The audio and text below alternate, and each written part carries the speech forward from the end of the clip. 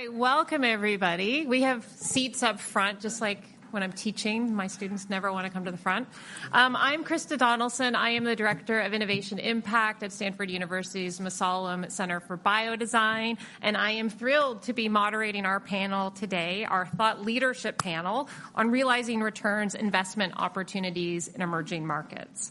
So before we get started, I would like to ask a question of all of you, a quick poll. Who is already investing in emerging markets? You can raise your hand. All right. My quick scan of the room, and especially for those who are listening in on the audio link right now, maybe 5 to 10%. All right. Well, whether you are an expert or whether this is new for you, I'm hoping that you will all leave today with some insights. We have a power panel of speakers today who are going to help us learn, and I'm going to introduce them in a few minutes. They represent diverse expertise in health, finance, and innovation, and they're really an ideal group to have a candid conversation around the opportunities and the challenges in emerging markets. Before we kick it off, I want to recognize our sponsor, the Bay Area Global Health Alliance. For those of you who are not familiar with the Alliance, it is a membership organization that serves as a neutral convener. It also is a recognized leader in facilitating high-level conversations in health innovation like we're having here today. We have a few seats up front, so feel free to come up here if you're brave enough. The Bay Area Global Health Alliance is more than 90 private and public sector members, and with roots in the Bay Area, a big part of the Alliance's work is engaging the tech sector in healthcare in emerging markets. And I'm also a proud board member of the Bay Area Global Health Alliance. Lastly, I want to extend a thank you to J.P. Morgan today, specifically Elizabeth Broadhead, for this session on emerging markets. And with that, let's get started with some context. So healthcare investments in emerging markets have outperformed broader healthcare markets, and these markets are also the fastest growing in the world. This growth is driven by the rapid expansion of healthcare systems, increasing demand for advanced medical technologies, and innovation in niche areas like mobile health, biosimilars, generic biologics, and AI-powered lower-cost devices. The key factors include a growing middle class, and this is driving consumer demand, the fast adoption of technology and mobile banking, which contributes, and increased government spending. And many of you know the statistics already. While emerging markets might be relatively small now, that will not stay so. Credit Suisse reports that the global middle class has tripled in the last 20 years and is expected to double again in the next decade. By 2030, LMIC's low and middle income countries will be home to 70% of the world's population.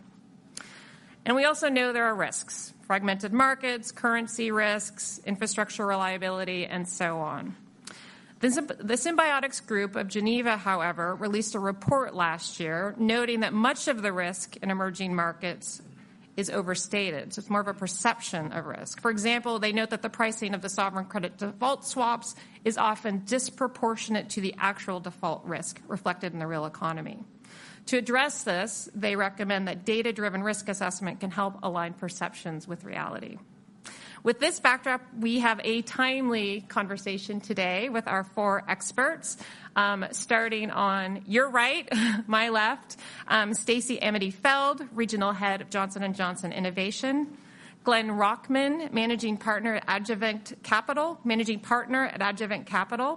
Nafisa Jiwani, the Head of Health for the U.S. International Development Finance Corporation, the DFC, and then next to me, Gregory Rockson, co-founder and CEO of mPharma. And mPharma, he's going to talk more about what they do, but briefly, an inventory and retail pharmacy operator that works through pharmacies in 10 African countries. So we have a diverse perspectives today.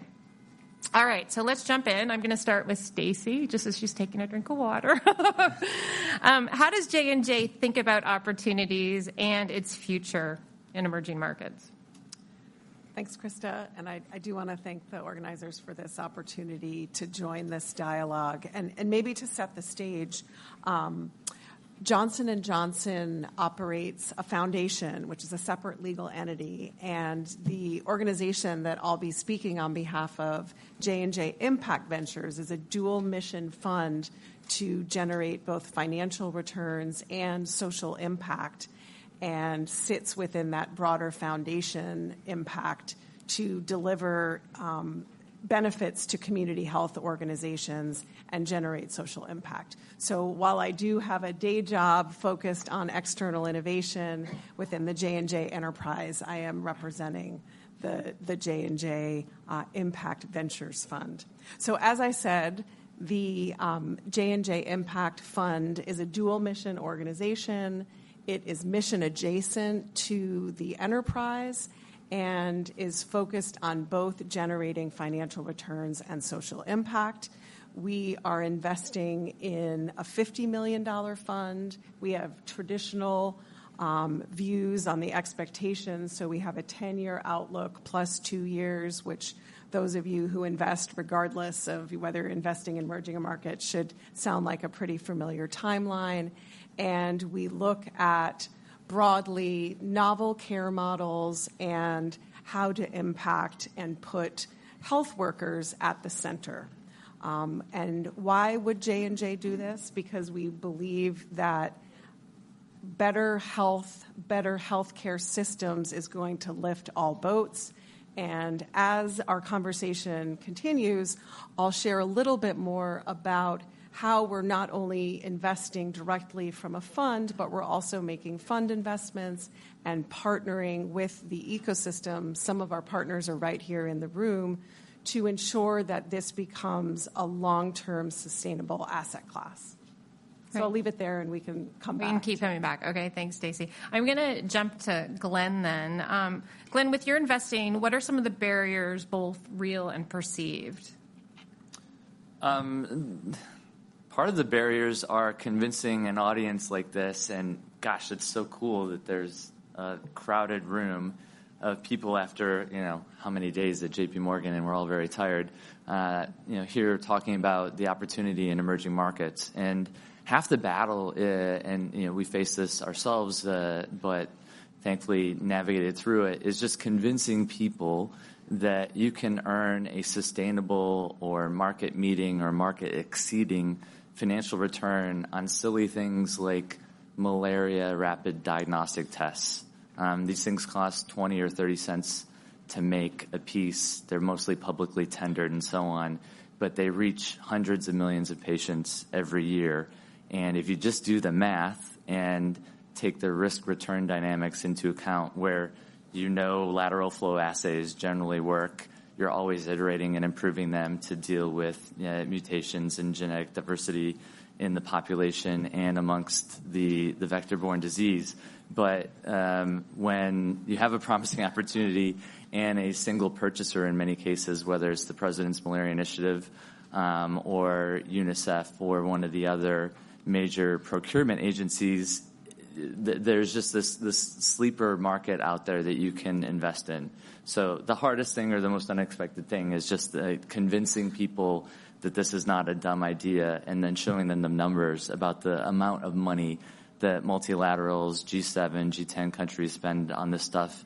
And also, what is India's Ministry of Health spending every year? What is South Africa's Ministry of Health spending every year? Just doing that math and looking at first principles will get you to a good place, but it takes a long time to tell people that. Well, I'm going to follow up with you a little bit, too, because I was intrigued by what you said by sleeper markets. And I think you started to answer the question I was going to ask, which is, how do you do your investing? What are you looking for? Are you looking for these sleeper markets? Like every greedy VC, we're just looking for the lowest risk, highest return thing that fits in our market. So we want to find things that we think will work and that a lot of people will buy. Yeah. And that is unique for the markets that we focus on. But if you have the right network, many of whom at this table are a part of, within the global health and public health landscape, it's pretty easy to quickly tease out, what is the government funded? What has Wellcome Trust funded? What is the Gates Foundation funded? What is about to get FDA or EMA approval and would be useful in global markets? And how can I put a little bit of money into that and then make a huge return on the backside of it without having taken the massive risk that all the non-dilutive and grant funders put into those programs early stage? Great, thank you. Krista, maybe I can just add Jump on in. a little bit more from an Impact Ventures perspective. It's a $50 million fund. We're about halfway through, and we're primarily investing between $500,000 to $2 million in each company. These are early stage companies that are pre-profitability, but I think when you come back to making this a sustainable asset class, profitability has to be the end goal. And that has to, it's just fundamental to any sort of investing. And so how can we together as an ecosystem and as an enterprise be able to accelerate entrepreneurs and, again, lift all the boats so that this becomes a sustainable asset class that achieves profitability and ultimately benefit to patients and healthcare workers. I feel like you've set up Nafisa very well. So, Nafisa, I'm going to turn to you to talk about the DFC. Speaking of ecosystem and supporting, so why don't we go to you, and can you talk about what DFC does with commercial investors? Sure. So for those of you that don't know, the DFC is a U.S. government's development bank. And so what we have are financial tools to invest so that we increase private investment into emerging markets. And the way that we do that are through financial tools. And the tools that we have are debt financing, equity, political risk insurance, loan guarantee, and funds. And just to give you a little bit of scale and scope, I started at the agency in 2020. At that time, our portfolio was really very little because we weren't prioritizing health. So we had about $200 million in our portfolio. We started to prioritize health. We are now at $3.4 billion in terms of our portfolio, which is about 84 companies. So there's just a little bit of a pipeline. And that's, those are the companies that we have financed. There's a lot of companies that we just haven't had the capacity to finance. So is there an opportunity? 110%. The types of things that we're looking at in terms of debt financing and what we can do for the projects that are eligible for us, if we're looking at a project, it has to be anywhere for debt financing $5 million is sort of the low end. We can go up to $1 billion in terms of a project. For equity, we're looking at Series B, Series C. We like a ticket size of anywhere from 15 to 20 million at a minimum. Political risk insurance, I think, is what's really super helpful for companies that are looking to invest in an emerging market and they haven't ever done anything like that before. It would need to be a new project, and so we're happy to have those conversations with you.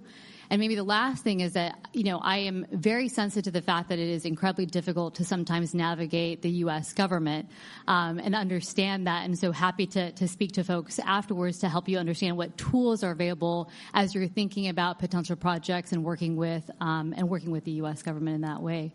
But definitely, amazing opportunities. The areas of investment that we're interested as you're thinking about health, the first is around, anything around healthcare delivery. So it could be dialysis clinics, it could be a hospital, it could be, a pharmacy. So anything that's infrastructure related that's delivering care. The second is around manufacturing and supply chain. That could be vaccines, diagnostics, therapeutics, anything that is in that supply chain space. It could be glass vial manufacturing, it could be syringe manufacturing. In that third bucket of priority, that would be anything that's in that health and tech space. And so that could be health insurance, it could be EMR, anything that's in that intersection of health and technology. So those are our three priorities for DFC, and that probably is about the same for any of the other development finance institutions around the world as well.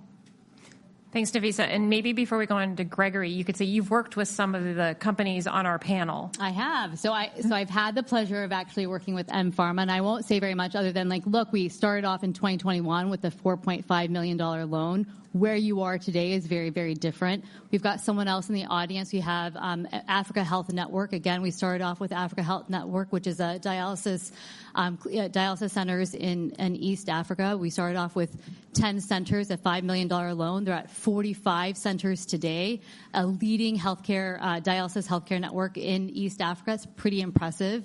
And so just the opportunity for growth is really exciting. I'll share one more statistic before I go on. Kasha is another project that we finance. We provide $1 million in equity. In that $1 million in equity, they had $50 million in revenue.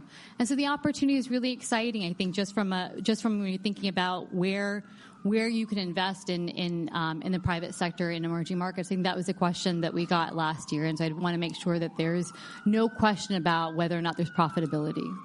Thanks, Nafisa. Gregory, tell us a little bit about mPharma and the problem you set out to solve. Yeah.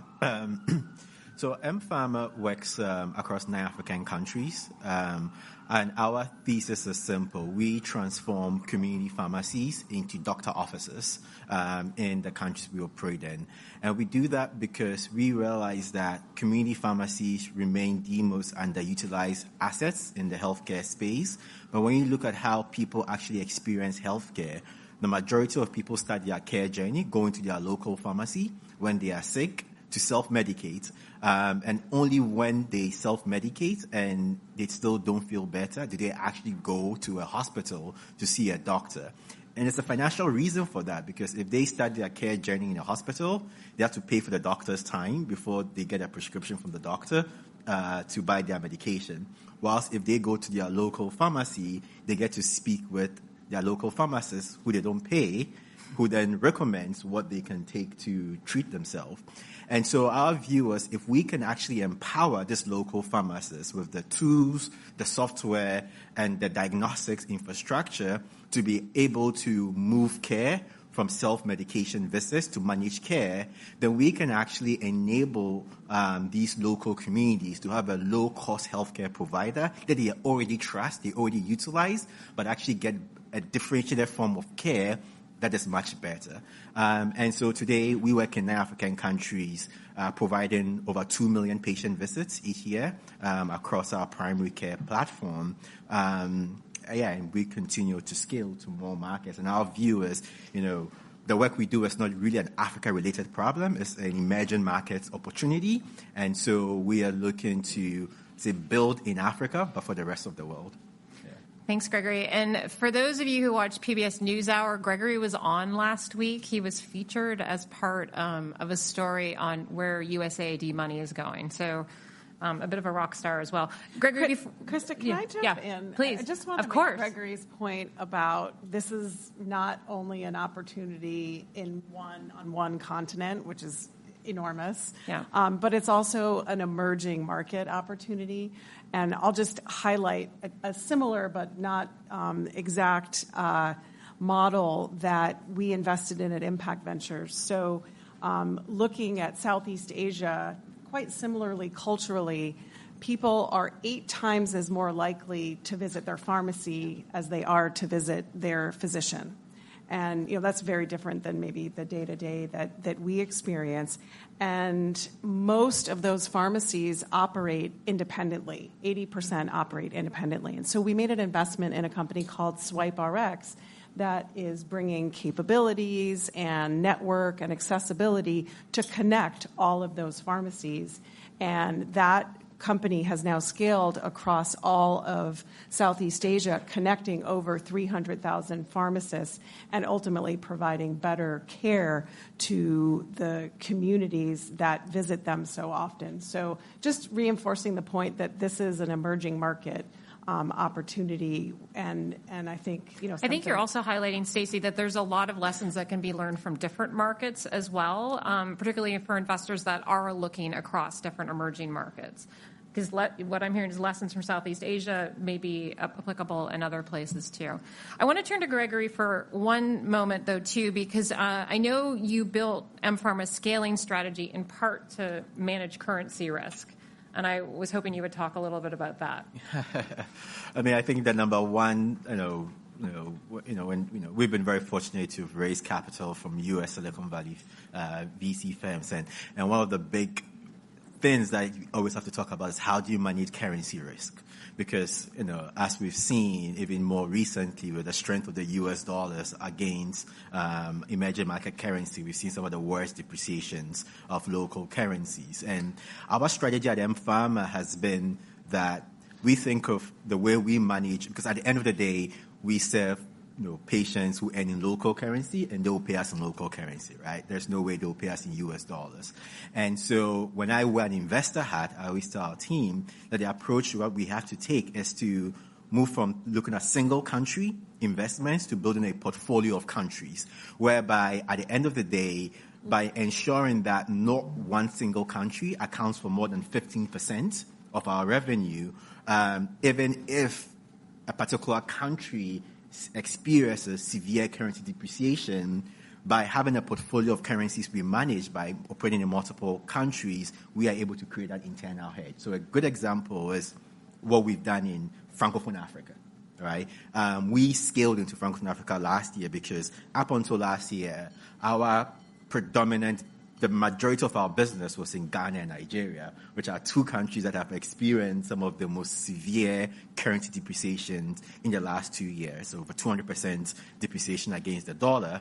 But when you compare that to the CFA, which is the currency in Francophone Africa, it's been less than 10% depreciation to the dollar, right? So we said, okay, instead of just continuing to grow in Ghana and Nigeria, let's get exposure in Francophone Africa as a way of making sure that we can sort of differentiate. And we were able to move into French-speaking Africa. Again, the challenges are the same. So when you go into these new countries, you're able to replicate the same model and solution.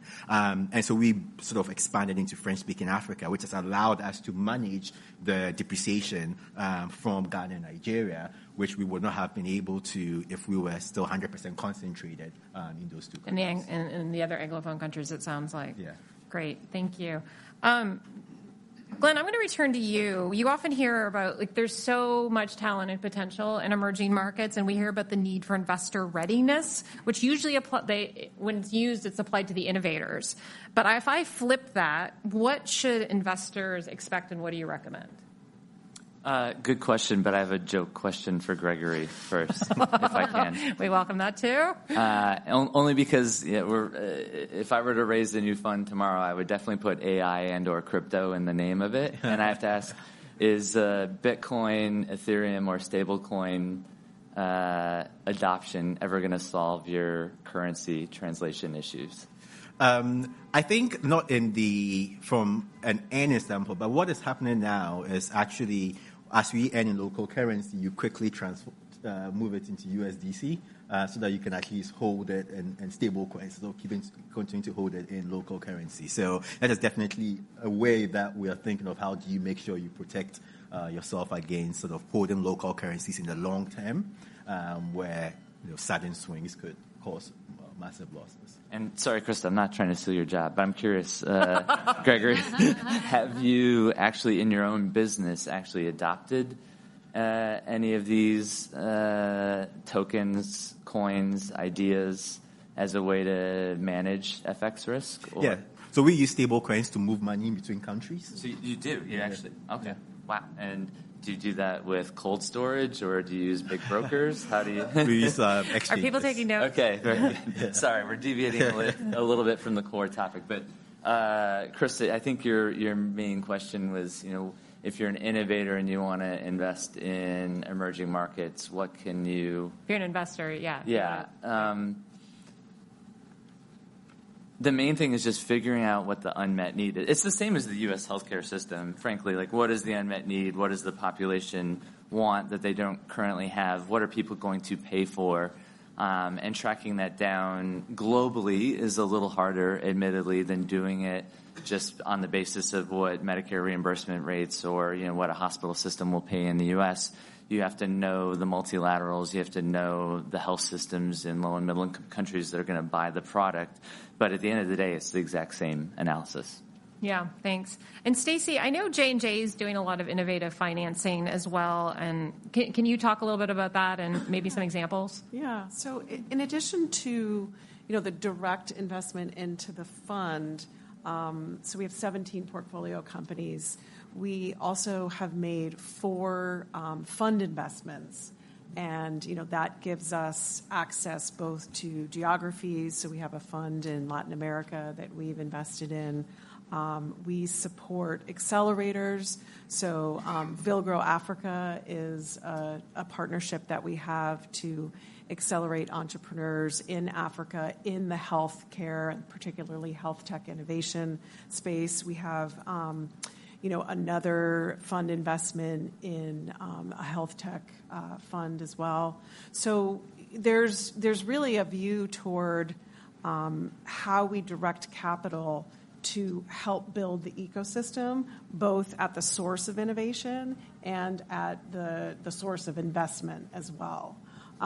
We have collaborations with, some of our colleagues in the room here, James from Baraka, and you mentioned collaborations with the bank. So, it's really a comprehensive view of how we can direct capital to help build sustainable partnerships. There is no one-size-fits-all to, building opportunities in emerging markets.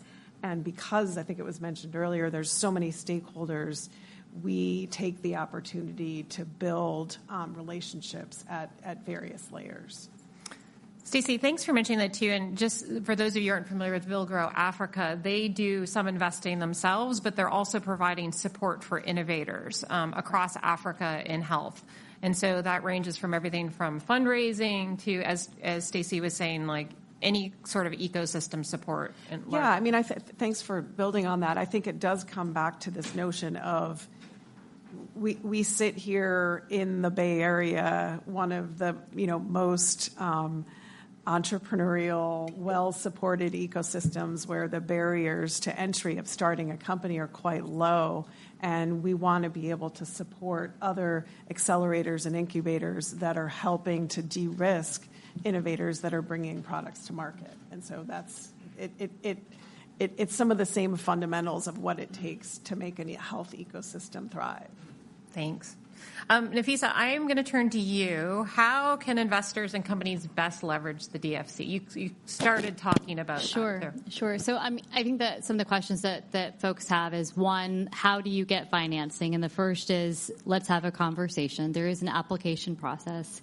It is not easy, but I do recommend you speak to folks like Greg. I do recommend that you speak to Nick, who's in the room, who's from Africa Health Network. Raise your hand, Nick. Nick, are you? If Nick's there, in the room, he is. Yeah, there he is. And Nick is probably is a good person to speak to because I think he's the fastest person to get through our system. And how long was that? Sorry, Nafisa. How long was the fastest? The fastest is 7 months. He read through the eligibility requirements really, really, really diligently, and he was on top of it. And I say that because we move as fast as our clients move, and it is a rigorous process. You're getting financing from the U.S. government, and we're going to be dotting our I's and crossing our T's, but you're also getting the U.S. government backing. And when you get the U.S. government backing, it also crowds in other financing too. And that is the benefit of U.S. funding. And I'll give you an example.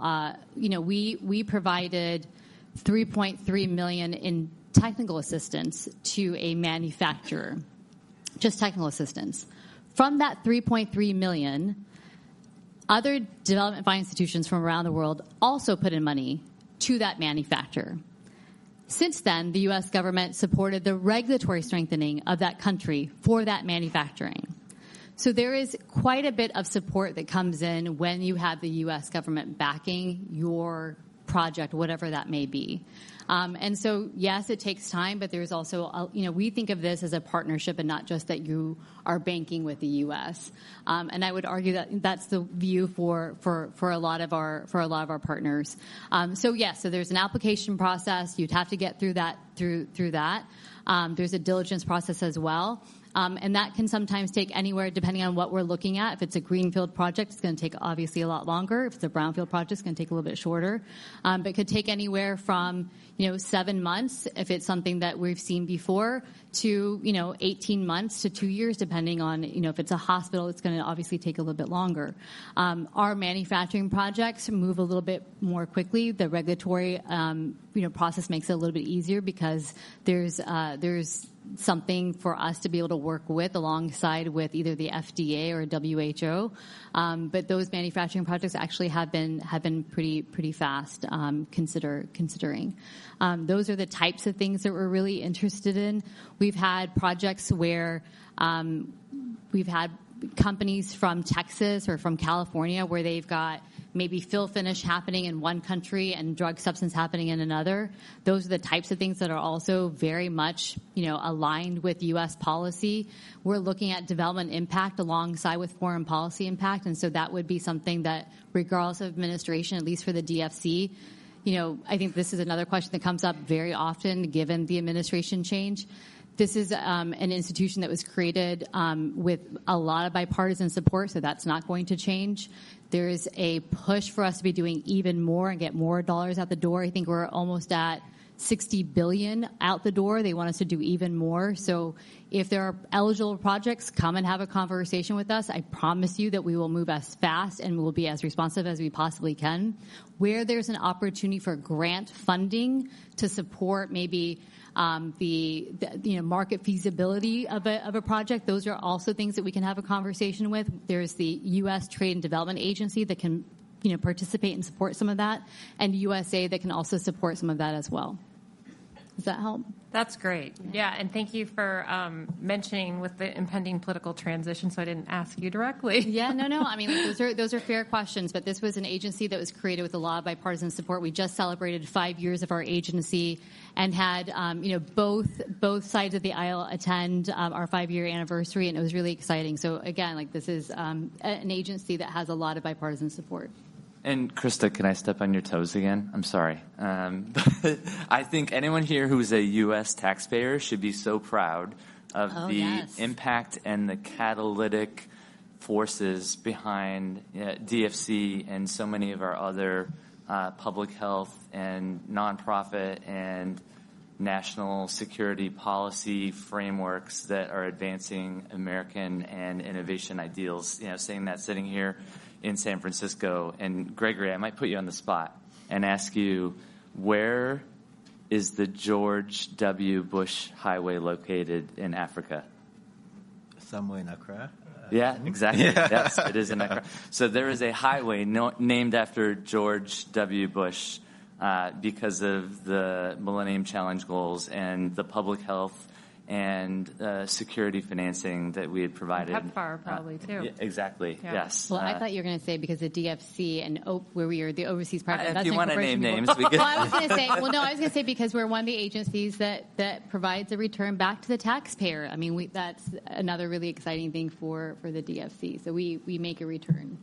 Yeah, and sustainability is our mantra. Yeah. It's your mantra as well. Too. Yeah, and it's so important. You would go out of business if mPharma weren't, printing a small return or a big return. And maybe the other thing, Krista, that we didn't talk about, why would you go to a development finance institution? And I think that's something that we should definitely just sort of share. Yeah, no, please jump in with that, too, because I feel like the DFC is one of the best kept secrets. So come to a DFI for two reasons. One is that we're going to offer you a longer tenor because we care about the development impact, and so a much longer tenor.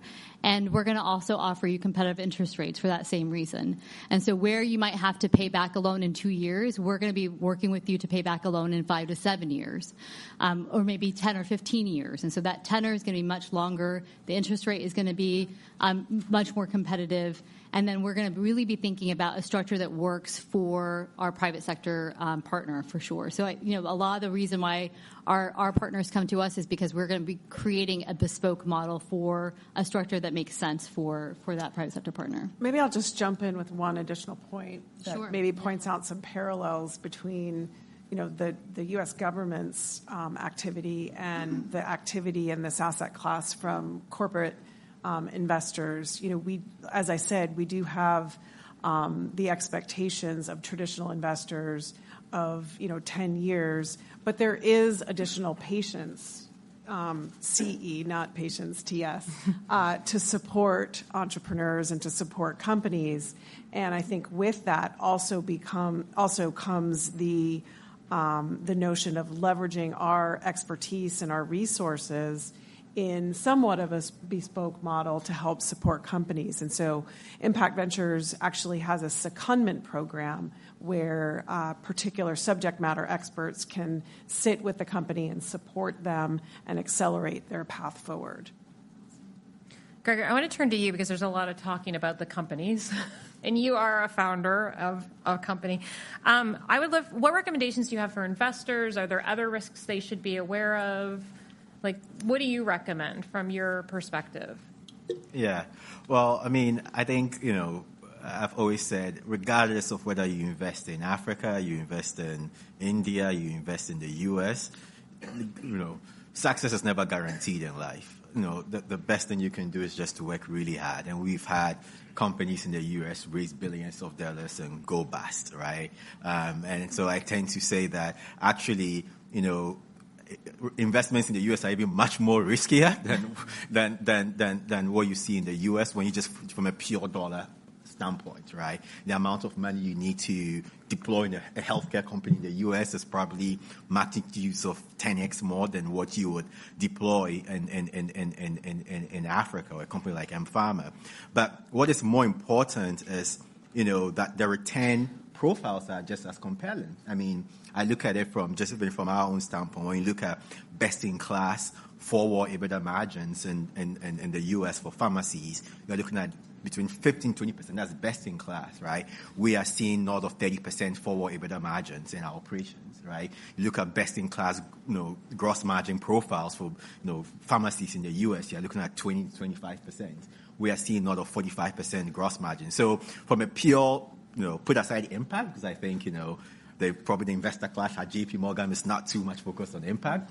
But from a pure dollar-to-dollar return profile, I think you would just get as much with less competition in terms of the companies that are going after the same opportunities as you would find even in the US, where you have, whatever idea you have, you can have 10 other companies raise the same amount of money to go over there. So I think how we think of risk has to change. And secondly, I think, for most investors, the biggest focus is, you are investing in US dollars, but your companies are going to earn in local currency. How do you sort of de-risk that? Which is why, moving your investment from, okay, I am not investing in a company that works in this country, more to, does this company with this solution in this country have the opportunity to scale that solution across multiple countries? Because if you can answer that question, then that certainly answers the risk that you would have from a currency standpoint. Great, thank you. All right, we are at the time. We are almost at the end, so we are going to do what I call the lightning round, which is, the question is, for each of our panelists, starting with Stacy and coming down towards me, most promising near-term opportunity in healthcare and emerging markets. So for us, it's both a near-term and a long-term focus, and that's really on the healthcare worker. There is a significant shortfall of healthcare workers, and because of that, that can translate into gaps in care, inequities in care to those that are underserved. And so we're focused on putting healthcare workers at the center and thinking about how technology-enabled solutions can help propel and empower healthcare workers to the days of tomorrow, not being replaced by digital technologies, but really being empowered to deliver better care to more populations underserved. So healthcare workers. I would say as countries are transitioning from low income to low middle income, you're no longer just dying from infectious disease, you're dying from non-communicable disease. And so the big opportunity to me is really around NCDs. And I'd love to see how we reimagine oncology care in emerging markets. Everyone wants better health care, no matter where they live, and LMIC populations are increasingly demanding equality in this space. So my answer to that is absolutely anything that addresses an unmet medical need and that can be simply delivered on an affordable basis is a huge opportunity. Yeah, there's a lot of low-hanging fruit. I think primary healthcare is the single most important, is a foundational infrastructure of any healthcare delivery model.